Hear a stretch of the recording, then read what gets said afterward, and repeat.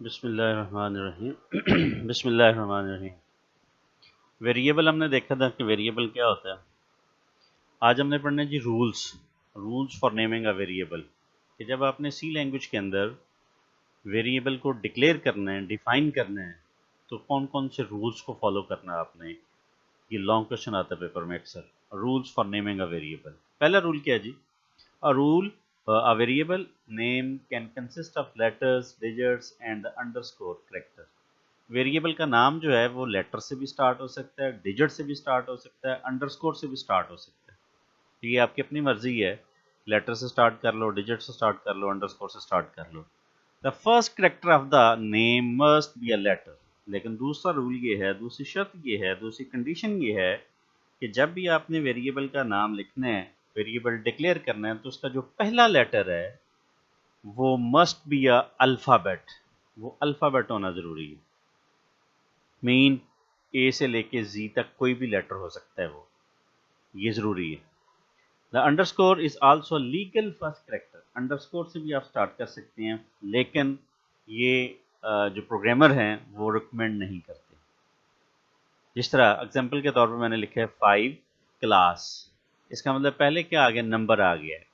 Hash time and 6 kg are invalid names in C. इनको आप as a variable के नाम के तौर पे सी लैंग्वेज के अंदर डिक्लेयर नहीं कर सकते, नहीं लिख सकते, क्योंकि पहला जो वेरिएबल डिक्लेयर किया है उसके अंदर 5 वो नंबर आ गया, दूसरा हैश आ गया और तीसरा फिर नंबर आ गया। तो फर्स्ट करेक्टर जो है वो मस्ट बी एन अल्फाबेट।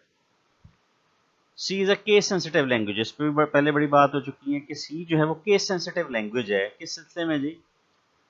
अपर और लोअर केस में ये डिफ्रेंशिएट करती है। अगर फर्ज करें आपने एक वेरिएबल डिक्लेयर की है स्मॉल काउंट और एक अपर काउंट, तो ये दो डिफरेंट लोकेशंस रैम के अंदर जाकर रिजर्व कर लेंगे। ये दो डिफरेंट वेरिएबल कंसिडर होंगे, दो डिफरेंट लोकेशंस रिजर्व करेंगे, एक कैपिटल काउंट और एक स्मॉल काउंट। तो ये भी बात याद रखनी है।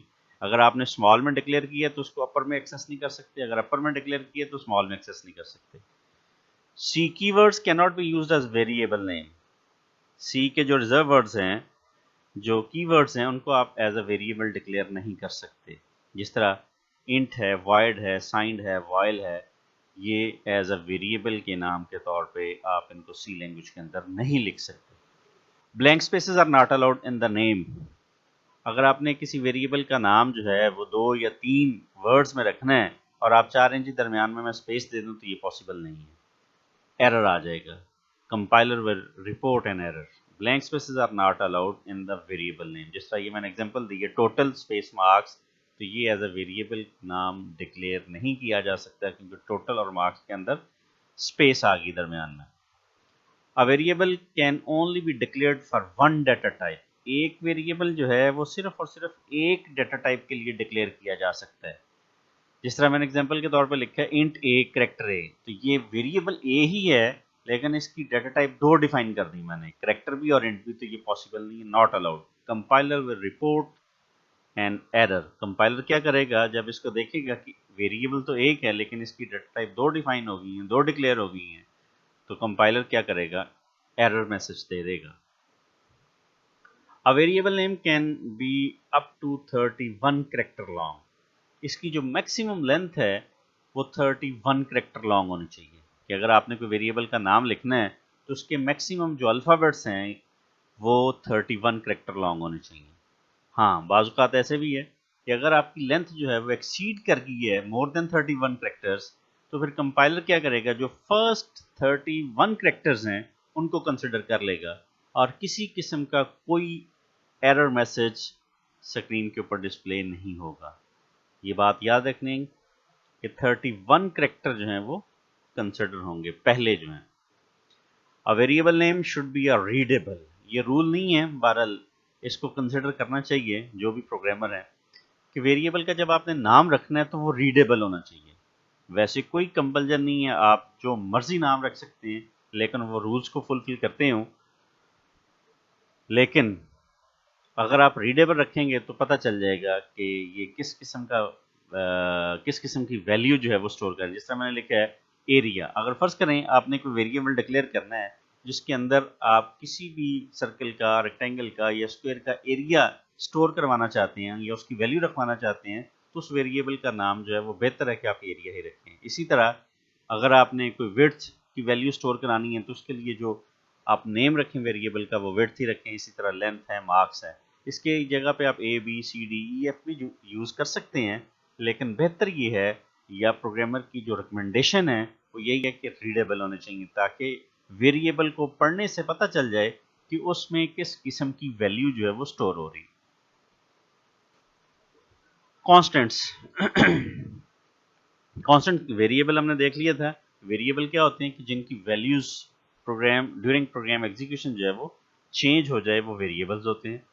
कांस्टेंट क्या है जी? Constant is a quantity whose values can not be change during program execution, के प्रोग्राम की एग्जीक्यूशन के दौरान जिनकी वैल्यूज चेंज नहीं होती दैट इज कॉल्ड कांस्टेंट्स।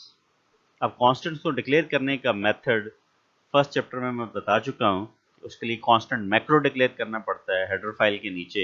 उसको लिखने का तरीका क्या है? हैश डिफाइन और आप वो नाम लिखेंगे जो भी आप रखना चाहते हैं कांस्टेंट का। पाई इस इक्वल टू नहीं आएगा, स्पेस आएगी 3.14। अब प्रोग्राम की एग्जीक्यूशन के दौरान पाई की जो वैल्यू है वो 3.14 ही रहेगी, इसको चेंज नहीं किया जा सकता। अगर आप इसको चेंज करने की कोशिश करेंगे तो compiler will report an error. Types of constant, तीन तरह के कांस्टेंट हैं जी हमारे पास। न्यूमेरिक कांस्टेंट है, कैरेक्टर कांस्टेंट है और स्ट्रिंग कांस्टेंट। न्यूमेरिक कांस्टेंट क्या है जी? Numeric constant consist of numbers. Numeric का मतलब है नंबर्स, अदाद। It can be further divided into two categories, integers and floating point numbers. अब कुछ नंबर्स ऐसे होते हैं जिनके साथ डेसिमल पॉइंट नहीं आता, फ्रैक्शनल पार्ट नहीं आता, वो प्लस में भी हो सकते हैं, माइनस में भी हो सकते हैं, तो उनको हम कहेंगे कि ये इंटीजर्स हैं।